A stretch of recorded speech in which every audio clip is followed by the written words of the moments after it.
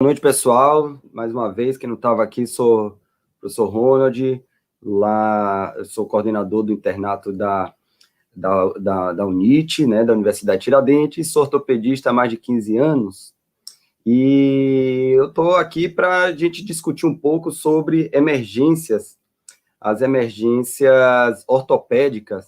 É uma aula bem tranquila, tá? Eu vou tentar simplificar ao máximo, mas sem perder o conteúdo, condensar ao máximo as informações, para você ver que a ortopedia e a urgência ortopédica não é nada complicado. A gente precisa ter um raciocínio, a gente precisa ter o cuidado para quando a gente estiver diante de uma situação emergencial dentro da ortopedia, a gente não se assustar. Então, eu vou passar algumas dicas bem práticas, né, e que vocês podem utilizar isso, mesmo que você lá na frente, no futuro, seja um clínico, um radiologista, seja um oftalmologista, um dermatologista, um cirurgião geral, né, um pediatra, que muitas vezes a pessoa se forma, né, e tem uma formação ortopédica durante a faculdade deficitária. Eu tive, durante a minha formação ortopédica, somente 6 ou 8 aulas durante toda a minha formação ortopédica, a minha formação acadêmica. E já gostaria de convidar todos vocês a participarem do nosso canal, Seu Ortopedista no YouTube, onde lá eu fiz também algumas aulas, onde tem exame físico de joelho, exame físico de ombro, de quadril, de pé, de mão, de coluna, onde a gente, de forma bem resumida, 45 minutos, a gente consegue resumir cada exame físico de cada articulação dessa daí. Essas aulas são feitas realmente para vocês, alunos, estudantes de medicina, de fisioterapia, médicos formados que estão interessados em aprofundar um pouco mais o conhecimento.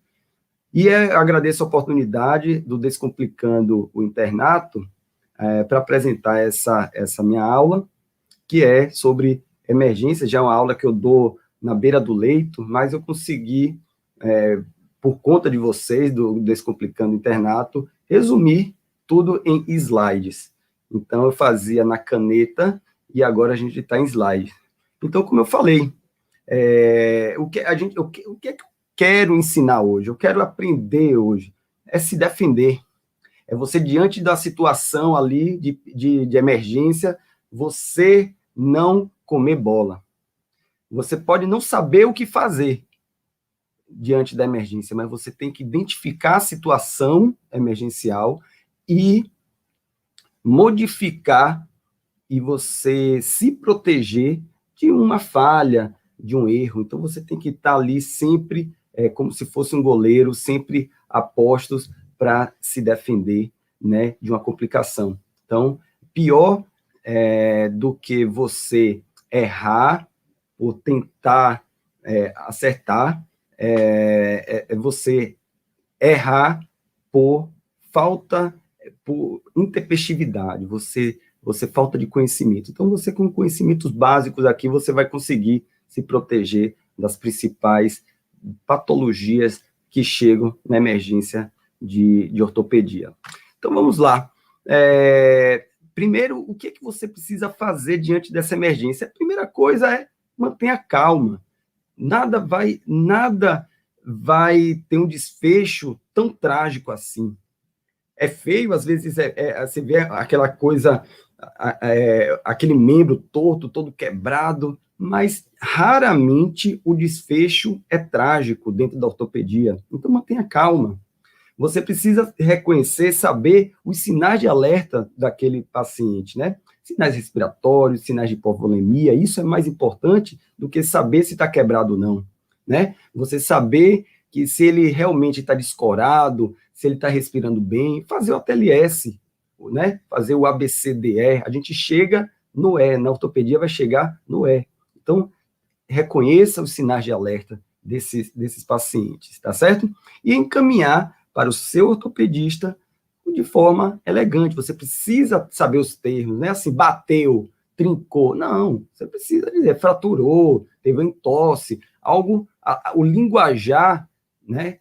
Você precisa repassar para a pessoa o caso de forma elegante. Então, a gente precisa aprender um pouco desses termos que a gente vê no dia a dia para a gente dizer, opa, isso aqui tem um fundo aquela pessoa que está passando o caso para o ortopedista, ele tem um pouco de conhecimento da área. Então, vamos lá. Primeira coisa, primeiro termo que a gente vai fazer aqui é contusão. Então, contusão é a famosa pancada, que machucou a carne, a gente diz, machucou a carne. Na contusão não tem fratura, não tem luxação. O que a gente tem são lesões cutâneas, né? São lesões cutâneas e que pode apresentar um ferimento corto-contuso. Então, pode apresentar uma equimose, pode apresentar uma escoriação, seja ela uma escoriação pequena ou uma escoriação superficial, uma escoriação mais profunda com exposição de tecido celular subcutâneo. E ou apenas um hematoma mais volumoso mesmo, mais do que uma equimose. O tratamento da contusão, como não tem fratura, não tem uma luxação, não tem é só realmente o machucar a musculatura e a pele, a gente vai ter que ter o quê? Um repouso, um gelo, passar analgésicos anti-inflamatórios, pode ser tópicos ou orais, sabendo que o anti-inflamatório, a gente tem que estar sempre perguntando se tem dispepsia, né, se tem dor no estômago, se tem úlcera gástrica, algum problema renal, se tem diabetes. Eu realmente não costumo passar anti-inflamatório em pessoas acima de 60 anos, mesmo que tenha uma dor muito forte, eu prefiro outras medicações como opioides, porque o anti-inflamatório, a gente sabe do risco do sangramento intestinal nessas pessoas, de glomerulonefrite e outras complicações mais. Ele o anti-inflamatório interfere no processo de cicatrização dessas lesões, interrompendo lá a cascata inflamatória, né, interrompendo o processo de regeneração desses tecidos. Então, evitar anti-inflamatório de uso prolongado. Usa 4, 5 dias e aí mantém analgésicos fracos, comuns, depois analgésicos mais fortes, tá certo? E orientação para casa, cuidados do ferimento, lavar, né, cobrir. Então, isso aí é a orientação que precisa maior cuidado. O segundo termo é entorse, que é na verdade, uma subluxação.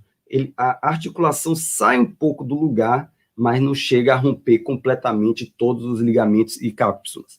Rompe alguns ligamentos, ou simplesmente não rompe, apenas estira esse ligamento. Mas o importante é que em nenhum momento você perde a congruência articular. Então, o que é que ocorre? Você tem um ligamento, né? Você tem os ligamentos, por exemplo, no tornozelo, aqui a gente vê o sinal de equimose, o edema grande e dor na região lateral. A entorse do tornozelo é a mais comum. Você andando de crocs, de sandália, as mulheres de salto alto, as pessoas de salto, usam salto alto, ele vai fazer essa entorse e pode romper parcialmente, né, os ligamentos fíbulo-talares anteriores, fíbulo-calcâneo, o fíbulo-talar posterior e gerar uma ligeira distócia, né, uma ligeira anomalia da articulação do tornozelo. Isso aqui é um exemplo, mas você pode ter tosses no dedo, pode ter tosses no cotovelo, no joelho, mas o raciocínio é esse, você não tem um rompimento maior, né, dos ligamentos, é algo que ainda mantém a congruência articular.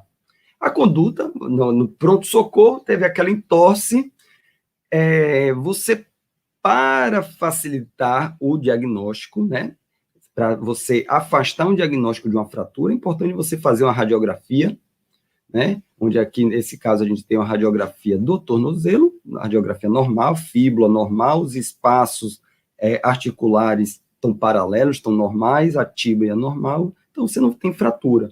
Então, os ligamentos a gente não pode ver aqui, mas se tiver acesso à ultrassonografia, você pode fazer um ultrassom, né? Hoje o ultrassom é o estetoscópio do ortopedista.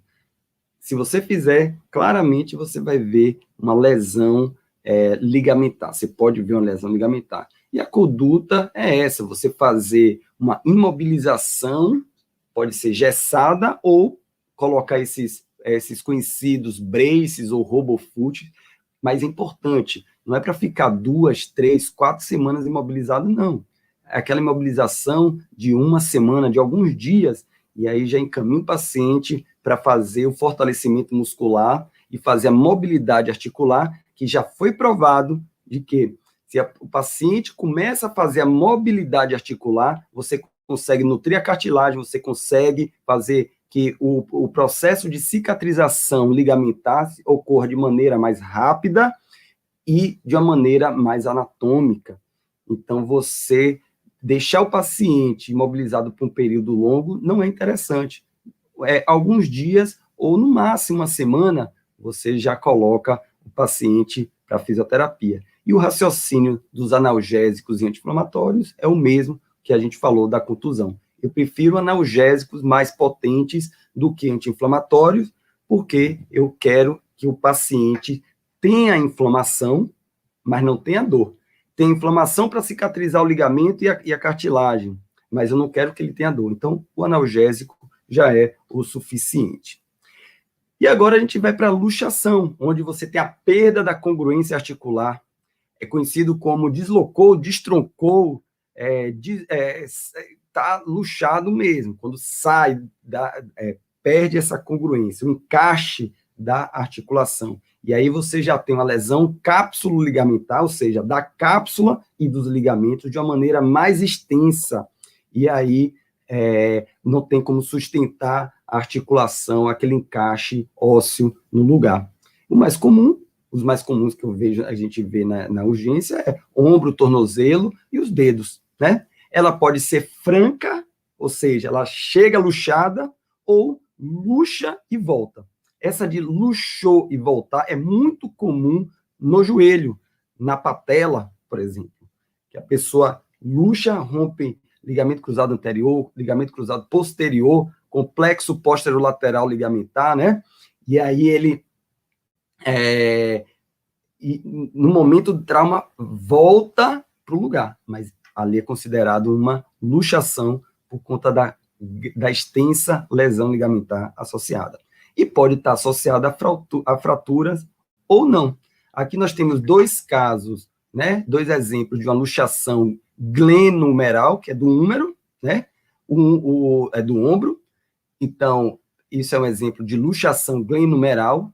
Lembrando que o húmero, o ombro, tem mais 2 articulações, a acromioclavicular e a escápulo-torácica. A acromioclavicular também é comum luxar. Você vê a elevação da clavícula em relação ao acrômio. Mas nesse caso aqui, é uma luxação franca glenohumeral, que é muito comum. Uma luxação da interfalangiana proximal, do quinto dedo, né? Do quinto dedo, a gente vê aqui que a gente chama quinto quirodáctilo, que é o dedo da mão, quirodáctilo, ou do pé, que é pododáctilo. Mas a gente vê aqui uma luxação franca no raio-x, uma luxação grave de tornozelo, a gente chama isso aqui de fratura luxação do tornozelo, e aqui uma luxação pós-prótese, uma luxação da prótese de quadril, onde a gente vê o componente femoral que está incongruente com o componente acetabular, que é esse aqui que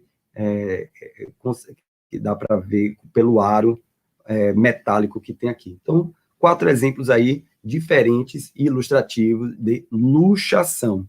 Isso aí precisa ser resolvido na hora. Essa é uma verdadeira emergência ortopédica. Vocês vão ver que existem poucas emergências ortopédicas.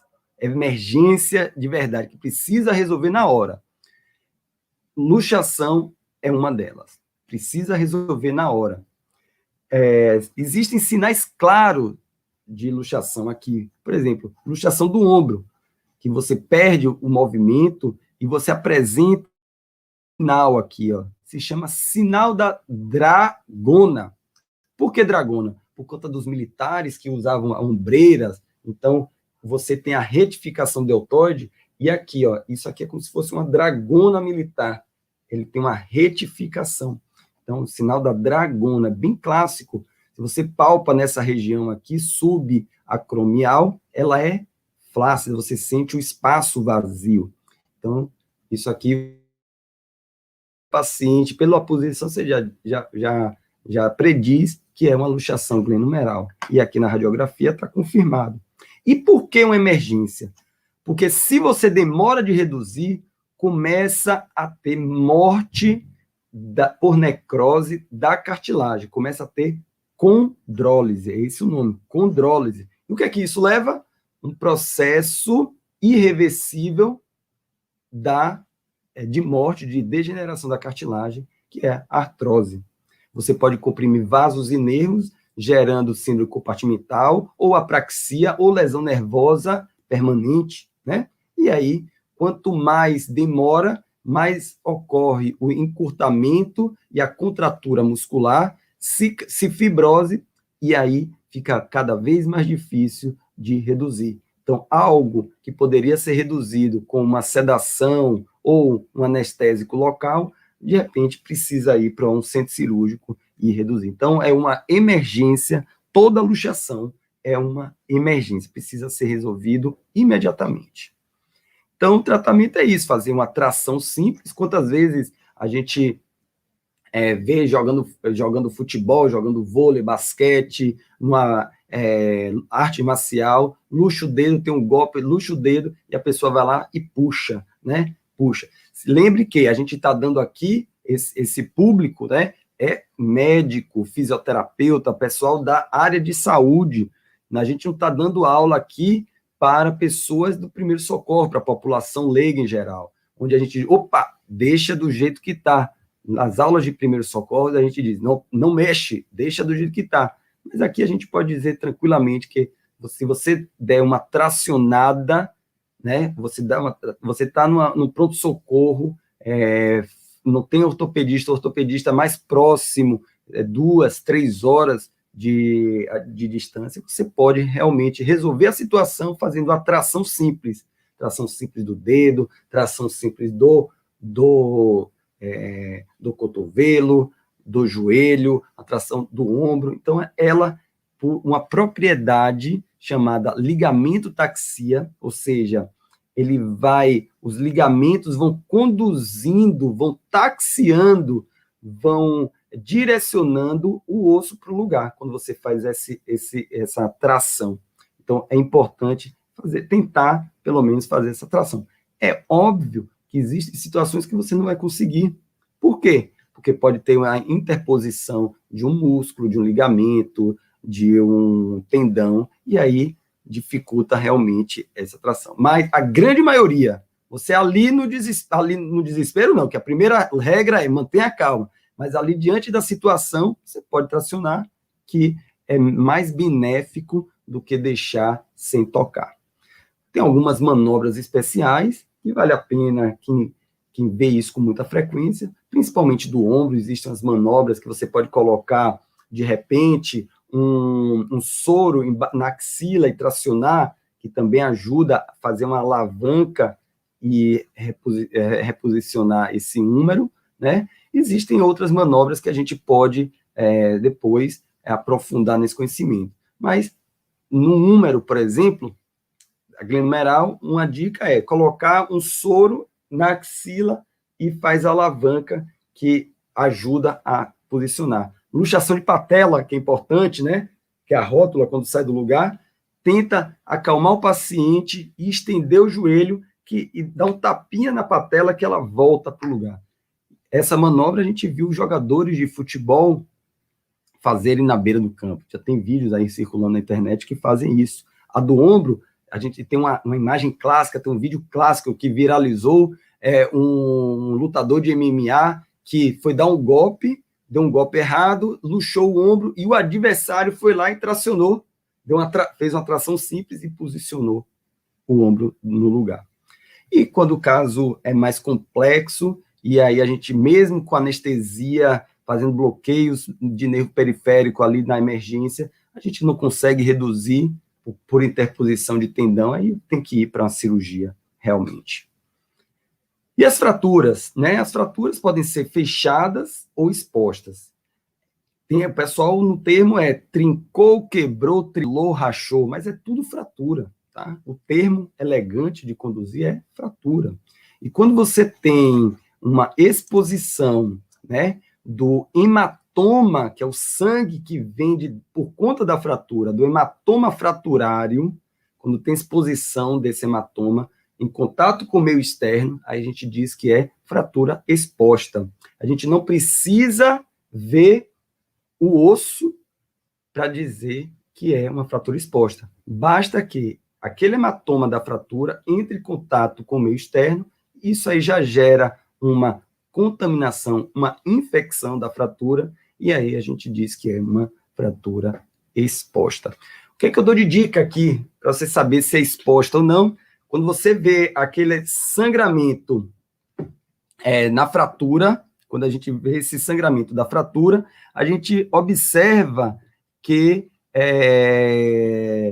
tem umas gotículas de gordura, porque a gotícula de gordura significa que esse sangue vem do osso, é endósteo, tá certo? Vem do osso. E aí tem várias personalidades da fratura. A gente diz que uma fratura mais simples, né, com traço oblíquo, ou então com mais energia, que é o traço transverso, uma torção, um traço em espiral, uma cunha, ou uma fratura cominuta. Imagine um cabo de vassoura, eu gosto de dizer isso, imagine um cabo de vassoura e você tente quebrar esse cabo de vassoura. Por mais que você coloque força, é praticamente impossível você quebrar ele transverso, você batendo na quina, assim. Geralmente ele quebra e faz um bisel. Para você ter ideia da energia necessária, a energia do trauma, para ser necessário para quebrar dessa forma, você imagine a força que você tem que colocar para quebrar esse cabo de vassoura. Então, quanto pior, né, a parte óssea, você já tem que predizer, né, que a energia de trauma para aquela fratura foi alta. Então, a gente tem como dizer, opa, isso não foi só uma entorse. Isso é importante para crianças, para ver se foi maltrato, né?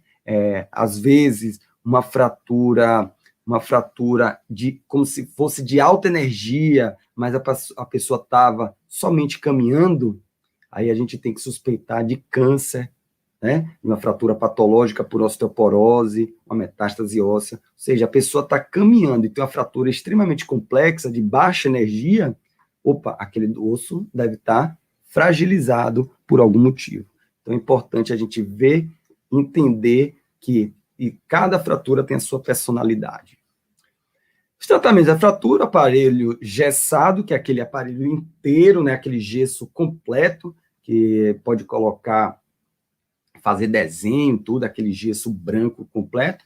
Ele pode ser substituído por gesso sintético e até hoje em dia tem as impressões tridimensionais para imobilização. O que importa, tem a tala gessada, né? Até tem a pessoa aquela que fica coçando mesmo, você bota um lápis, as crianças botam lápis, botam régua, né? O importante é que isso aí é para manter o osso no lugar. Então, não é toda fratura que aceita esse tipo de tratamento, mas é um tipo de manter o osso no lugar enquanto o organismo cicatriza. E aí, quando cicatriza, ou seja, quando consolida o osso, aí você pode tirar. Imobilizadores externos, né, tutores externos, como essa bota, e a fabricação 3D também, impressão 3D tem ajudado nisso aí. Quando você tem uma fratura muito instável ou perto da articulação, a gente pode utilizar de placas, né? Tem vários modelos de placas, essas aqui são bem modernas, né?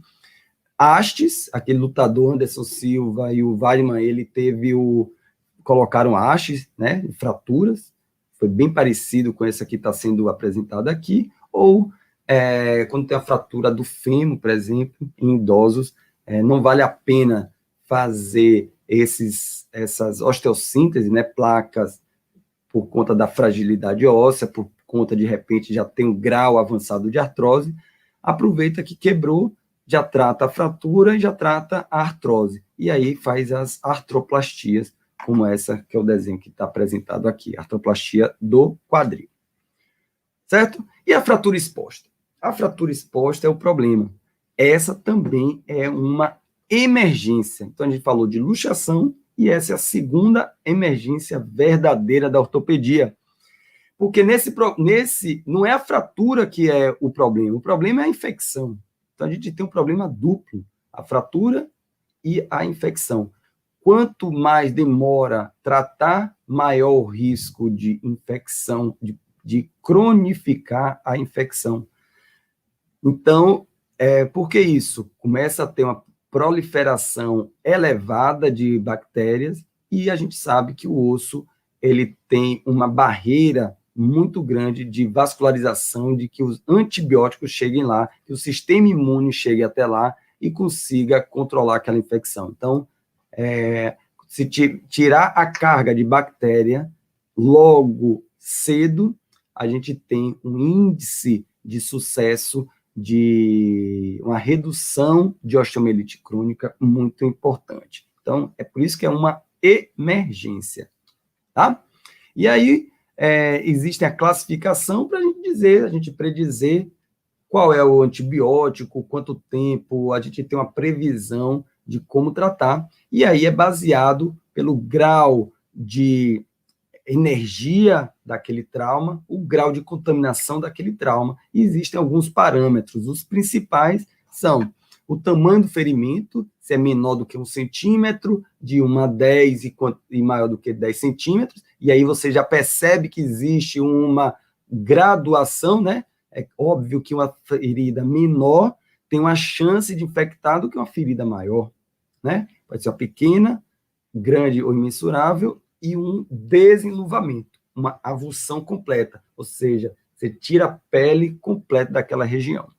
O grau de contaminação, baixo, moderado e alto, né? Vamos supor, um tiro, uma fratura por arma de fogo, ela entra com alta temperatura, não ultrapassou nenhum tecido, e aí já vai cauterizando todo o percurso. Isso é de baixo grau de contaminação. Agora, vamos para o outro lado oposto. A pessoa tem um acidente de moto, cai no areal, rola com a fratura, né, exposta, com aquele ferimento exposto, rola e cai dentro de um esgoto. Isso é altamente contaminado. Obviamente que quanto maior o grau de contaminação, maior a chance de infecção, né, de perpetuar a infecção. Energia do trauma, baixa, e aí a gente vai ver a energia do trauma pela história clínica e também pelo tipo da fratura, né? Se é cominuta ou se é traço simples, se é traço obliquado, a gente vai ver. E aí o problema é que a lesão de partes móveis. E o tipo de fratura também vai nos predizer a relação à energia. E aí a gente vai classificando 1, 2, 3, e aí se tem lesão associada à parte vascular ou não. Se tem lesão associada de nervo ou não, também a gente precisa. Que o problema dessas fraturas não é a fratura só, né, por conta da energia, é o que ela vai destruindo ao redor. Músculos, vasos, nervos, né, tendões, ligamentos, tudo que a pele, tudo ao redor. Então, às vezes não é só o osso, a gente tem que pensar, a fratura às vezes é bem tranquila, mas o que destrói ao redor daquele trauma, né, é importante ser avaliado. E aí, isso aí, a gente leva muito em consideração, porque às vezes tem um esmagamento muito grave do membro, e a gente precisa estar diante de uma decisão importante. Amputa ou não amputa? Tira no dado? Tira no sorteio? No palitinho? De jeito nenhum. Existe um critério que é importante ter todo mundo, da mesma forma que a gente tem a escala de coma de Glasgow, a gente precisa ter essa escala também bem memorizada, que é a escala de Méis, para a gente decidir, né, de forma objetiva se vai precisar amputar ou não. E essa escala de Méis leva em consideração a lesão do osso, o tipo da fratura e a lesão de partes moles, a isquemia do membro, e isquemia para ver se está perfundindo ou não, o tempo de quanto tempo está isquêmico ou não, isso aí é importante, se o paciente está em choque hipovolêmico ou não está, se ele está em choque, se ele está instável hemodinamicamente, mas está responsivo às drogas e à hidratação, e a idade do paciente. Existe um critério que, se essa soma for maior do que 7, tem indicação objetiva de amputar. Menor ou igual a 7, não precisa amputar, porque ainda tem uma chance grande de recuperação daquele membro, tá certo?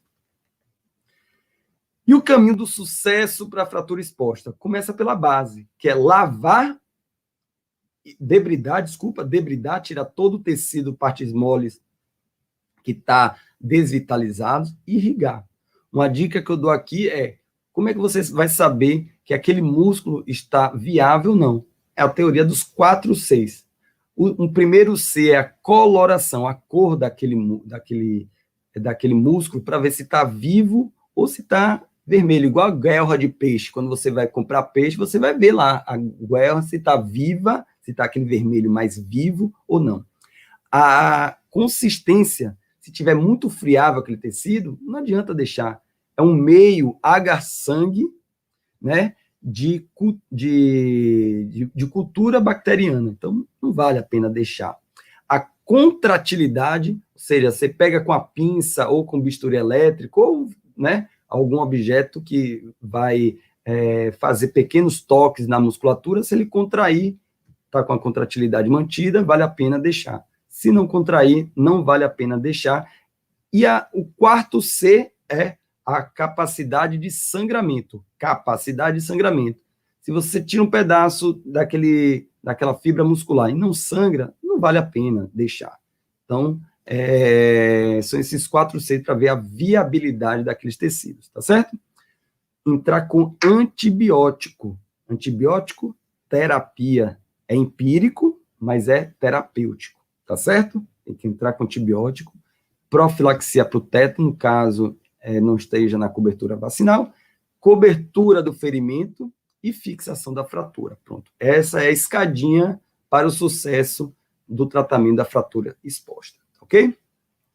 E como é que a gente vai fazer? Primeira fase, debridamento e irrigação. Remover toda a sujidade, remover todos os tecidos desvitalizados. E aqui, mais uma vez, a regra dos 4 C, coloração, consistência, circulação e contratilidade.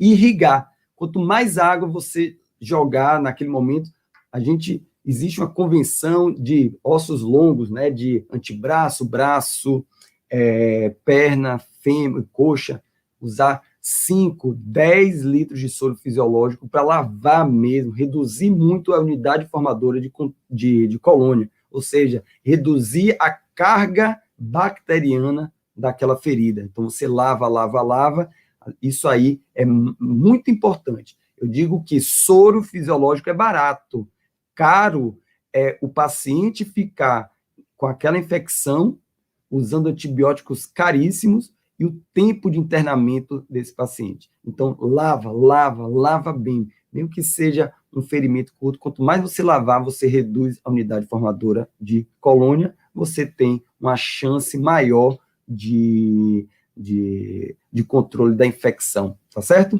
Então, soro fisiológico, além de que quando você faz o soro, você irriga, você faz, de certa forma, um debridamento também dos tecidos desvitalizados. Então, a segunda etapa, antibiótico e a profilaxia do tétano, né? Sempre atualizar o calendário vacinal, né? Tétano não pega com prego enferrujado. Olha só, tétano não pega com prego enferrujado. Isso aí é um mito, né? você pega tétano quando você tem esses ferimentos, né? Então, não é só porque você furou lá, não é o prego enferrujado, não é o óxido de ferro que causa o tétano, né? Pelo amor de Deus. Então, a gente precisa fazer a profilaxia. Ajustar o antibiótico, sempre pensar amplo espectro. Gram negativo, gram positivos e anaeróbios. Então, pensando em anaeróbio e gram positivo, a gente introduz a clindamicina. Pensando em gram negativa, gentamicina. E aí, como é que a gente faz? A gentamicina, mas a gentamicina é ototóxica. Pelo amor de Deus, vai ficar surdo. Calma, não é assim. Se você dá uma dose única de gentamicina, 240 miligramas, mostrou que diminui a chance de ototoxicidade. A chance de ter ototoxicidade é menor do que se você der 3 doses de 80 miligramas. Então, é melhor você dar 3 ampolas, né, de 240 miligramas por dia, uma dose dessa ao dia, do que dividir a dose, tá certo? Porque são esses picos, a quantidade de pico, que aumenta a ototoxicidade.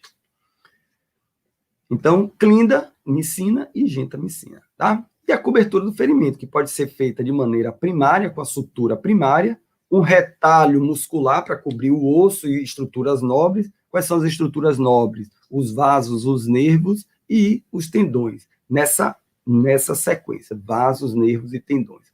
E o osso, claro, né? O osso também cobrindo ali a parte, pode ser um retalho miocutâneo, só muscular. Isso, o que importa é cobrir. Pode ser, se a área for muito grande, precisar de microcirurgia, retalhos livres, né? Você tira, por exemplo, um pedaço da musculatura da coxa e vai cobrir uma área grande da perna. Isso é importante. Ou fazer curativos a vácuo com pressão negativa. Isso aqui é um caso nosso, onde você coloca, né? Isso aqui, olha, você coloca você isola, bota uma película de PVC, liga um vácuo mais ou menos de 125 milímetros de mercúrio negativo, intermitente. Ele vai sugando, cria uma barreira, e aí ele, como fica sem oxigênio, dificilmente vai crescer bactérias aeróbicas, né? Então, ele não vai ter, que estão os gram-positivos aeróbicos, que são os mais comuns, então, ele não cresce ali, porque tem vácuo, e você acelera o processo de neovascularização. Então, tem um processo muito rápido de granulação. Então, é um tipo de cobertura interessante. Então, depois a gente passa para a fixação. Você viu que só depois é que a gente pensa na parte óssea. Então, você pode fazer de duas formas: a provisória, com controle de danos, usando fixadores externos, que rapidamente, em torno de 15 minutos, você monta um fixador externo desse, então acelera ali, controla o dano, estabiliza o paciente, e aí depois vai para a parte definitiva, onde você faz os implantes intramedulares ou placas, né? Então, doutor Ronald, eu já posso fazer diretamente a haste na fratura exposta, ou então a placa na fratura exposta? Claro que sim, a resposta é claro que sim, mas vai depender das condições clínicas do paciente e também vai depender das condições ali do plantão, do movimento. É melhor fazer, já mostrou-se que é melhor você fazer uma fixação no segundo momento, do que, de repente, você chega às 3 horas da manhã, a equipe está cansada, está tendo outros movimentos, e você tentar fazer uma fixação definitiva dessa, que vai ser algo muito mais desgastante fisicamente para o cirurgião e para a equipe, né? E pondo em risco a qualidade da cirurgia. Então, tratou a infecção, tirou da emergência, né? Que a emergência é o risco de infecção, pronto. Você pode programar a conversão. E quando vai fazer essa conversão, né? Tá. Antes disso, primeiro, gente, se você está diante de uma fratura 3C, ou seja, com comprometimento vascular, primeiro a equipe de ortopedia entra. Ortopedia primeiro. Depois é que a equipe vascular que vai fazer as anastomoses. Por que isso? Porque se a vascular faz aquelas anastomoses, aquelas suturas bem delicadas, né, bem delicadas, depois a equipe da ortopedia não tem como preservar aquela anastomose, porque tem que manipular, tem que lavar, tem que debridar, tem que fixar, e aí corre o risco de a vascular ter que fazer tudo de novo. Então, não interessa. Vascular, o pé está hipovascularizado, não interessa. A gente lava, meia hora ali, 15 minutos, a coisa tira da emergência, fixa a fratura e depois é que eles entram. E aí, quando fazer a conversão? Quando tirar o fixador externo e uma fixação definitiva? A gente tem um conceito de janela de oportunidade. O que é isso? Existe primeiro a resposta aguda ao trauma, onde aumenta o risco da infecção nos primeiros dias, o risco de infecção primária daquela fratura, né? Da ferida, uma fratura exposta. Então, nos primeiros dias tem uma crescente, atinge o pico lá por volta do 5º dia e depois ela vai caindo. E, ao mesmo tempo, os dias de internamento, ele vai subindo o risco de infecção secundária por conta do tempo de internamento, que aí atinge o pico lá no 14º, 15º dia. Então, convencionou-se que entre o 7º e o 14º dia, onde um está descendo e o outro ainda não atingiu o pico, essa é a janela de oportunidade de retirar o fixador externo, que é a fixação provisória, na maioria das vezes, retira o fixador externo e aí coloca a fixação definitiva. Tá certo? Última dica de hoje, nessa parte de tendões, de fraturas, não esqueça de suturar o tendão, porque é uma maneira rápida de fazer, mesmo que você esteja no interior longínquo, se você tiver um fio de nylon, 3 zeros, 4 zeros, você consegue suturar a grande maioria dos tendões. Agora, se você decide, ou por preguiça, ou por falta de conhecimento, mas se você está assistindo essa aula, você já não tem a falta do conhecimento, você economiza uma cirurgia muito maior para o paciente. Porque se esse tendão, depois de 15 dias, não está suturado, depois de 15 dias ele encurta demais, essas bordas, elas ficam degeneradas, então não tem como aproximar mais. Depois de 15 dias, a gente tem que tirar o tendão de um outro lugar para fazer um enxerto e colocar entre um e outro. Então, pense bem, tem uma lesão, é muito comum lesão de ponta de dedo, às vezes no punho, e se você faz a sutura, então, pega um nylon 4 0, 5 0, 6 zeros, e aí tem esses dois tipos, onde você entra pelo meio, no lumen, sai, atravessa, entra de novo, sai, faz esse Kessler aqui, dá o ponto, aproximou, acabou, você já salvou esse tendão. Quando os tendões, tipo tendão patelar, tendão de Aquiles, que são tendões que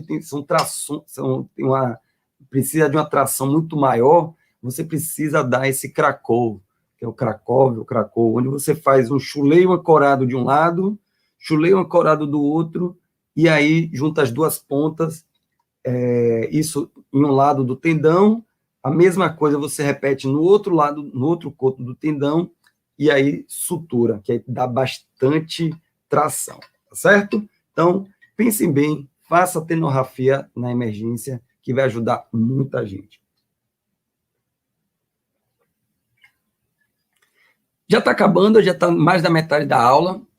Eu vou falar de um assunto importante aqui, de infecções osteoarticulares, que é o que a gente vê também em algumas emergências, tá certo? É muito rápido, já está acabando, fica aí, que vale a pena. Então, são essas infecções, né? Osteomielite aguda, osteomielite crônica com risco de sepse, então, quando ele descompensa, então, chega na emergência, pioartrite e a sinovite transitória, que a gente vai falar um pouquinho dela, né? Porque a sinovite transitória não é infecção. Ela é a gripe articular, ou seja, A pessoa tem uma gripe e a cascata inflamatória cria uma sinovite reacional àquele quadro gripal.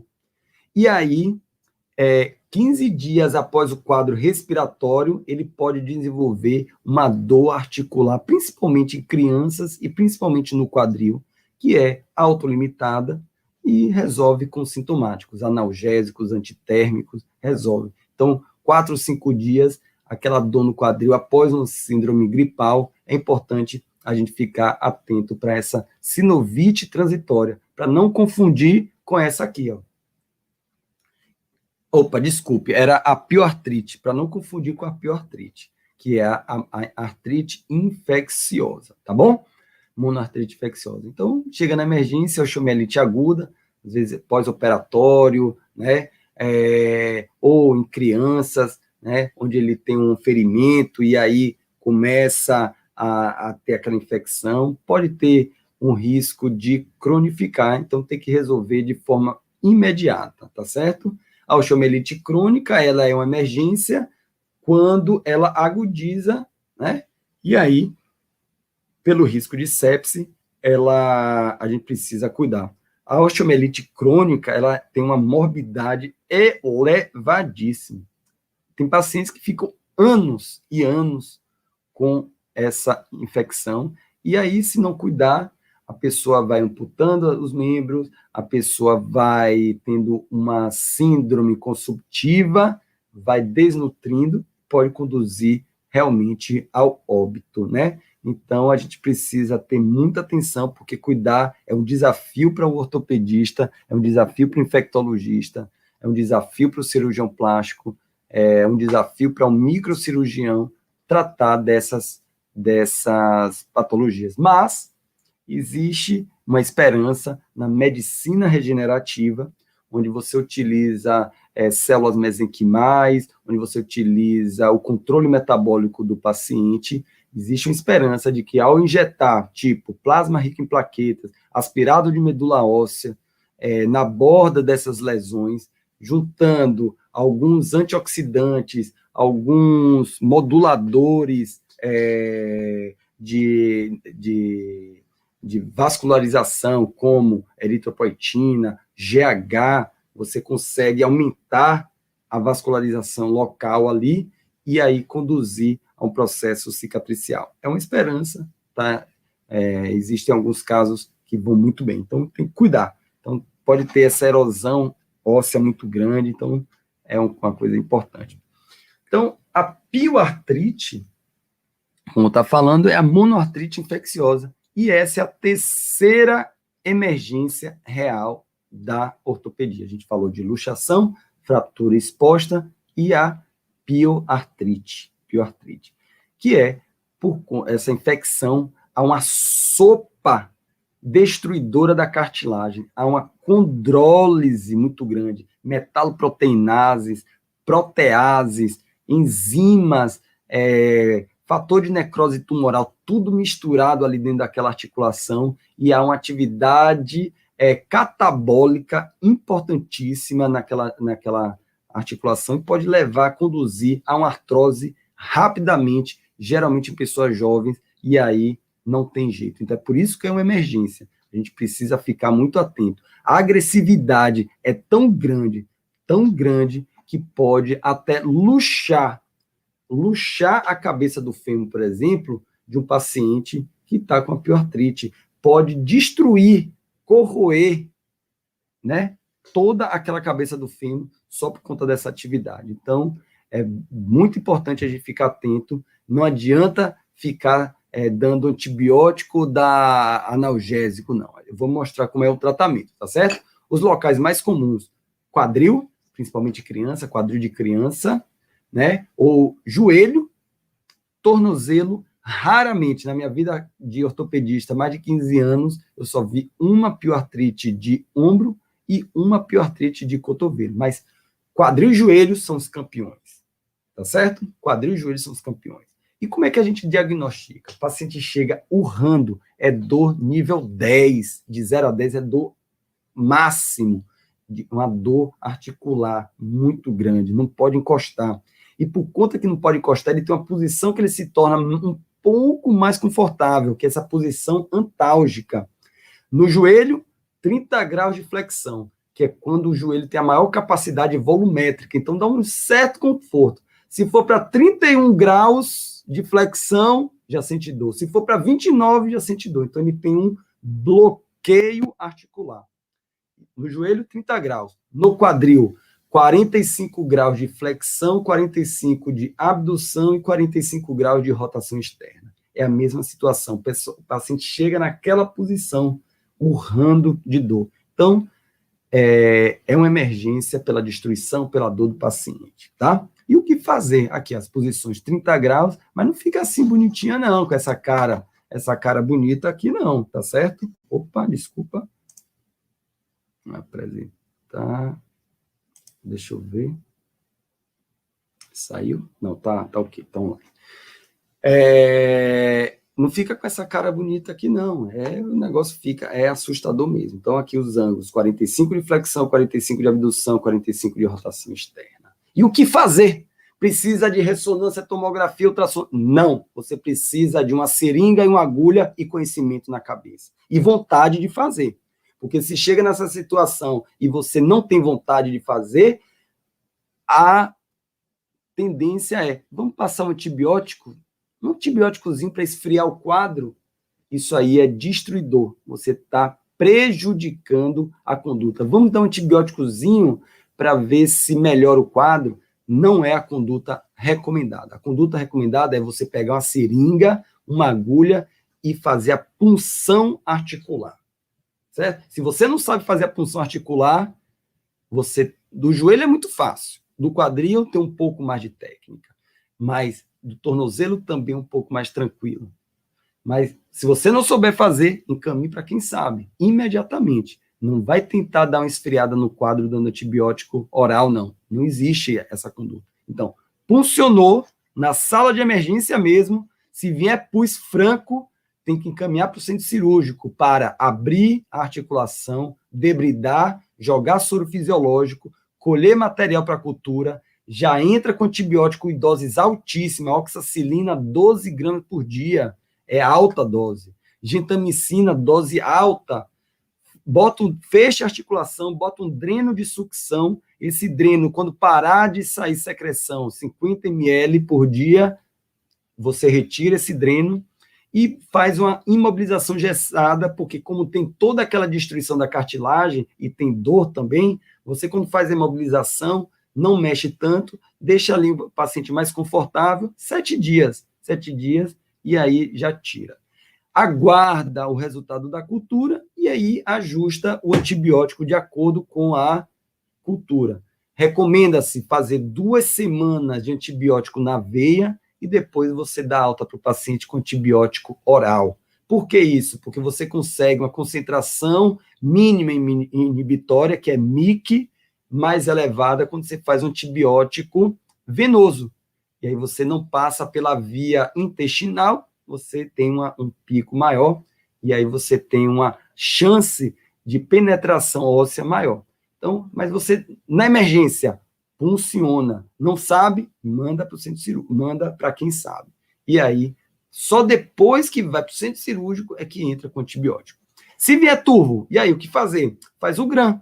É muito simples. Pega uma lâmina, pinga um pouco do conteúdo, coloca a coloração de GRAM, que dura uns 15 a 20 minutos, e vê no microscópio.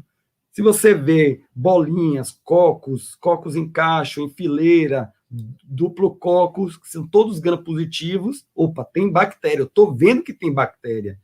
Vai para o centro cirúrgico, debridar, abrir a articulação, debridar, coletar material, entrar com antibiótico, faz a mesma conduta. Vê o gram negativo, o gram veio negativo. Existe a possibilidade de ter bactéria, mas ser uma bactéria gram negativa, ou não ter bactéria. Aí vai depender. O que é que eu faço? Se o paciente vier com quadro clínico muito exuberante, eu encaminho para o centro cirúrgico para fazer toda a sequência cirúrgica, tá certo? Mesmo que o gram seja negativo. Ah, doutor Ronald, esse negócio de gram dá trabalho. não dá trabalho. Todo laboratório, por mais simples que seja, tem essa coloração. Tem essa coloração de grã. É um corantezinho que vem, pinga as gotinhas, dá para fazer perfeitamente, tá bom? Se vier citrino, não, é um líquido mais inflamatório, realmente não vale a pena ir para o centro cirúrgico.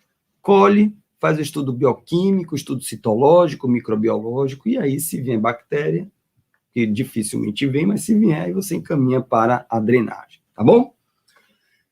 Muito bem, a gente vai falar agora das duas síndromes que existem na ortopedia. E aí a gente vai falar a quarta emergência ortopédica, que é a síndrome compartimental. Síndrome compartimental.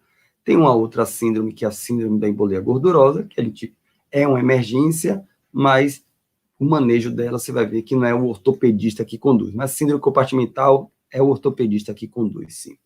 O que é isso?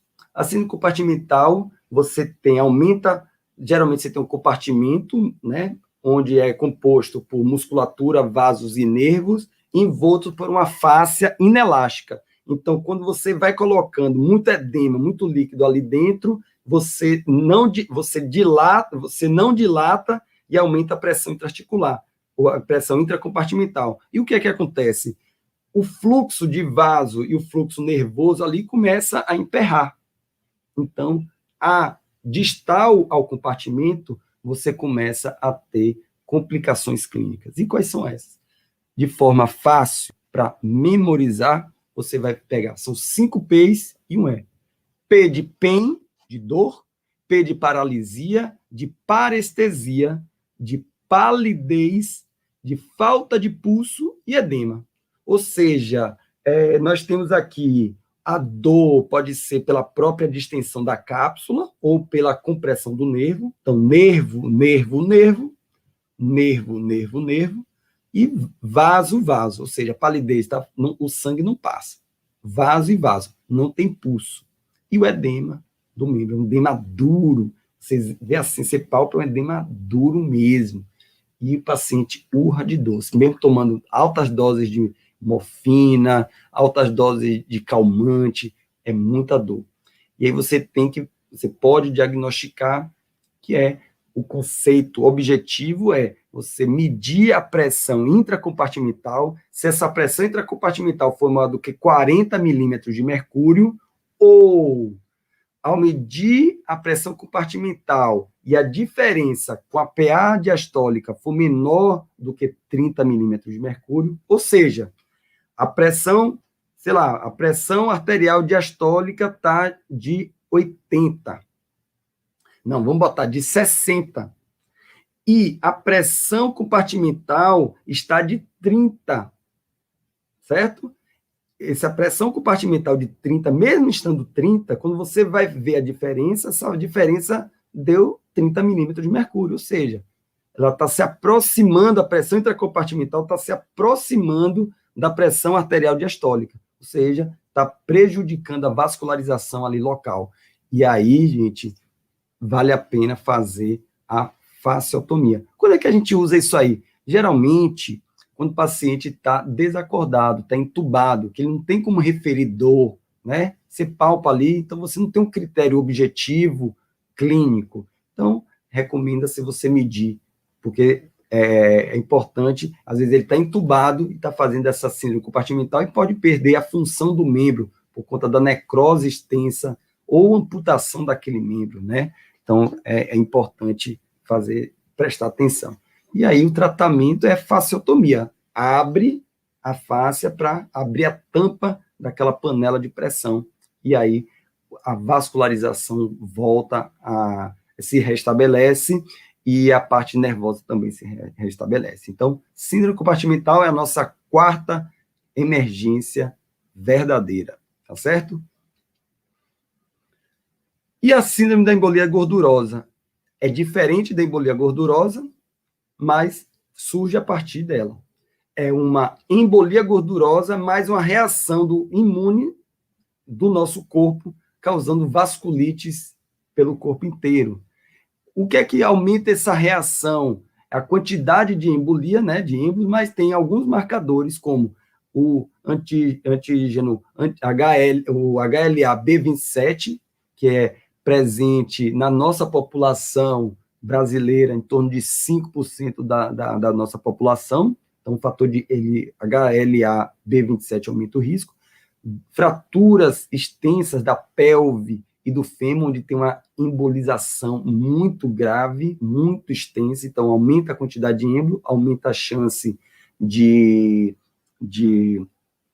dessas embolias, e quando tem uma contusão pulmonar, aí associa também. Está associado a desenvolver a síndrome da embolia gordurosa, e como é síndrome, ele tem, primeiro, alterações neurológicas, rebaixa a consciência e tem uma agitação psicomotora impressionante, começa a alucinar, ter alucinação visual, agressividade, o paciente fica realmente transtornado, e assim, é de uma hora para outra. O paciente estava bem, e aí começa a ter aquela agitação. A gente percebe que começa a ter um quadro de hipoxemia, né? Aquela relação PaO2, FiO2 menor do que de 150, muito semelhante a um pulmão de SARA, né? De síndrome da angústia respiratória do adulto, e apresenta também vasculite na pele, aqui no tronco, onde tem petequias nessa região. Então, aí fecha todo o quadro, alteração neurológica, hipoxemia precisando de suporte ventilatório e petequias. Então, se a parte de UTI, né, tiver um suporte bem refinado, aumenta a chance de sobrevida desses pacientes. Mas o ortopedista e o clínico que está lá na enfermaria tem que estar muito atento, né? Ô, meu amigo, se acalma aí, por que você está agitado? Não. Ali já pode ser sinais, ainda mais se tiver a fratura de fêmur, contusão pulmonar, já são sinais de que pode estar desenvolvendo a síndrome da embolia gordurosa, ok? Vamos lá, tá acabando. Fica só mais um pouquinho aí, que já tá só mais 3 ou 4 slides. Falar um pouquinho das síndromes ortopédicas, que é muito comum. Primeiro, a pronação dolorosa. Vou falar só de 2 patologias. Primeiro, pronação dolorosa é aquela síndrome que quando puxa o braço da criança, a criança chega com a pseudoparalisia, fica travada, a criança fica com tanto medo de mexer que fica travado aqui, bloqueia a articulação. Isso ocorre porque a criança tem um ligamento anelar aqui na cabeça do rádio que ele pode deslocar. Isso causa muita dor à criança, a criança fica assustada, os pais ficam assustados, os cuidadores ficam assustados, porque acham que fez alguma coisa errada, puxou, vai atravessar, foi cair do berço, puxou pelo braço, pronto. O raio-x, normal, porque o ligamento está fora do lugar, mas não tem uma fratura e não tem uma luxação verdadeira. É apenas a luxação do ligamento. Tratamento, primeira coisa, acalmar a família. Não fez nada de errado, não é culpa. Assim acontece. Eu mesmo já causei 3 vezes pronação dolorosa em minha filha, 3 vezes, brincando com ela. Então, como eu sabia que era, eu mudei. Então, acalmar a família.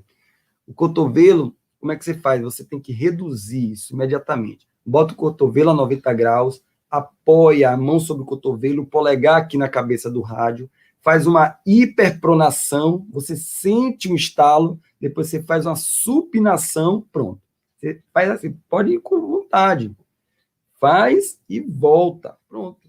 Você sente um estalo aqui na ponta do dedo, na ponta do polegar, e aí distrai a criança ali com a chave, com algum brinquedo, a criança já está mais calma, ela vai retomando os movimentos, pronto. Tratou, pronação dolorosa, muito comum nas emergências pediátricas, tá bom? E a epifisiólise da cabeça do fêmur, que ocorre, não é tão frequente, mas ocorre naquelas crianças mais para pré-adolescente, adolescente, entre 9 e 12 anos, é muito mais comum em negros com obesidade do que em brancos, tá certo? O paciente chega com a dor no quadril, às vezes fica claudicando, ou seja, com dificuldade para andar. Às vezes, a dor não é no quadril, mas por conta do nervo obturatório, a dor se manifesta lá no joelho, e não no quadril. Então, é importante. Dor no quadril do paciente, você tem que investigar quadril e joelho. Dor no joelho da criança, você tem que investigar joelho e quadril, tá certo? E tem o sinal de Drehermann, que é quando você vai fletindo o quadril, existe uma rotação espontânea. Você vai fletindo, o membro vai rodando assim. E o que é que ocorre? A cabeça do fêmur está aqui, então tem a fise e tem a parte, tem a cabeça, tem a fise e tem a metáfise aqui no colo. O que é que acontece? Há um deslocamento tá nessa região aqui. Ó. Essa aqui está deslocada. Você passa uma linha tangenciando o colo do fêmur, não pega nada da cabeça aqui. Ó. Desse lado pegou essa pontinha da cabeça aqui, né? Desse lado não tem. Então, deslocou, e aí isso aí causa muita dor e tem que tratar com um parafuso que vem daqui para cá para frear esse deslocamento. Se o deslocamento for muito, mas muito grave, existe um risco de necrose, de ruptura de todos os vasos dessa região, existe uma necrose, e aí imagina, a criança de 9 a 12 anos aí, mais ou menos, com a necrose da cabeça do fêmur, o que é que vai ter? Rapidamente e brevemente, ele vai precisar de uma artroplastia, substituir isso tudo por um implante ortopédico. Tá certo, gente? Então, por hoje é só. Eu convido a todos a visitarem meu canal do YouTube. Bota lá no YouTube, Seu Ortopedista. Vocês se inscrevem lá. Se inscrevem mesmo, que eu estou precisando desses acompanhamentos. E lá aproveita e vocês vão ver. Tem aula de exame físico de joelho, de quadril, tem exame físico de coluna, de ombro. Tá bem completinho, né? Para vocês que são estudantes que têm interesse nessa área, vale a pena, é uma revisão que eu fiz especialmente para estudantes de medicina, estudantes de fisioterapia, clínicos geral. Vale a pena dar uma conferida lá. Tá ok? E é isso, acho que não sei quanto tempo de aula, mas eu tentei ser o mais breve possível, fazendo o resumo. Dificilmente, viu, gente? Eu vou dizer para vocês que dificilmente o plantão do ortopedista vai fugir dessas coisas aí. Então, você não se desespera, faz um raio-x, examina o paciente, vê, conversa, examina, e não tenha medo, não tenha medo. Tem um ombro luxado, puxa, bota no lugar, tem um tendão, sutura, né? Tá lá o joelho bem inchado, enfia a agulha, que isso você já vai salvar muita gente, já vai adiantar o tratamento de muito paciente, tá certo? E é isso. Perfeito. Ficou alguma dúvida? Você pode... Opa, chegou aqui. Bruna Figueiredo. Sim, obrigado pela pergunta aí, viu, Bruna? Síndrome compartimental é sempre tratada de forma cirúrgica ou tem como solucionar de forma menos invasiva? É cirúrgica, viu, Bruna? Porque senão existe o risco mesmo de necrose extensa muscular, de amputação daquele membro. Tem cirurgias altamente agressivas, como eu mostrei naquela foto, mas existem técnicas de você fazer pequenas incisões e você com a tesoura, você vai por baixo do subcutâneo e vai conectando essas incisões. Então, você faz a fasciotomia de maneira menos invasiva, mas não tem como você fazer de forma... Você precisa fazer a fasciotomia, e a própria fasciotomia já é uma cirurgia. Você pode fazer pequenas incisões na perna, por exemplo. Você faz na face lateral, pequenas incisões de 2 centímetros, vem com a tesoura de maio na face, e você vem fazendo toda a fasciotomia da parte distal até a parte proximal, tá certo? Não precisa ser tão extensa assim, não. Tem mais alguma dúvida? Pode perguntar, aproveita que hoje eu fiquei aqui só para vocês, tá? Pode perguntar. Mais alguma dúvida?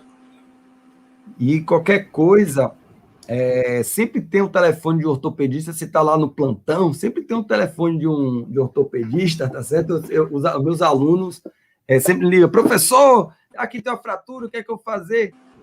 Veja o raio-x. Quando você estiver ali na situação, examine o paciente e veja o raio-x. Não é assim, pedir raio-x e encaminhar para o ortopedista, não. Isso, nada. Examina, pô, tá doendo aonde? Não existe doer no cotovelo, não existe doer no joelho. Aonde no joelho? Faça essa pergunta. Aonde no joelho está doendo? Aonde no punho está doendo? Aonde no tornozelo está doendo? Para você examinar, e quando vier a imagem do raio-x, você direciona seu olhar para aquele local lá, que você vai achar algo estranho. Opa, isso aqui não está com a cara, não está com a cara boa. Mais alguma dúvida? Pode perguntar, pode perguntar.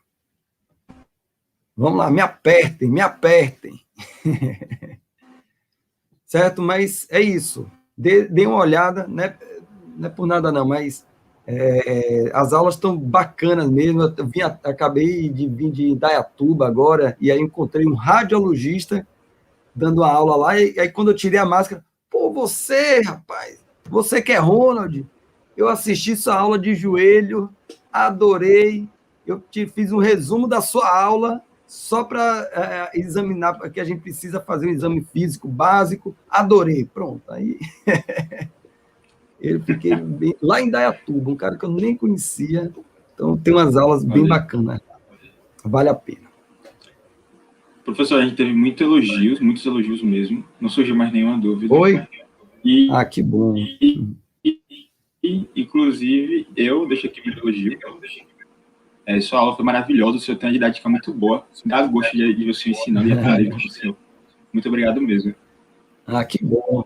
E bom, era isso. Feliz, agradeço. Feliz. Muito bem, qualquer coisa, estamos aí. Gostaria de avisar para quem está assistindo, né, que o link da lista de chamada está aí, já no chat, certo? E que amanhã nós vamos ter 2 aulas. Vamos ter uma aula sobre urgência e emergência e uma aula sobre cirurgia. Então, vão lá assistir amanhã também, que no finalzinho a gente vai ter uma surpresa para vocês, certo? E, Dr. Ronald, se você quiser deixar mais uma vez o nome do seu canal no YouTube, para o pessoal visitar, dar uma olhadinha. Seu Ortopedista. Seu Ortopedista. Só botar lá, tem lá, Seu Ortopedista. Não é ortopedista de ninguém, é o Seu Ortopedista. Estamos lá. Viu? Obrigado. Opa, Ana Karina aí, ó. Já me inscrevi no canal, professor. Bacana. Vamos lá. Obrigado, Ana. Pois então, boa noite, beleza? Professor. Boa noite. Fiquem em paz, fiquem com Deus e aproveitem aí a aula de amanhã, tá? Muito obrigado. Tchau, excelente. Tchau.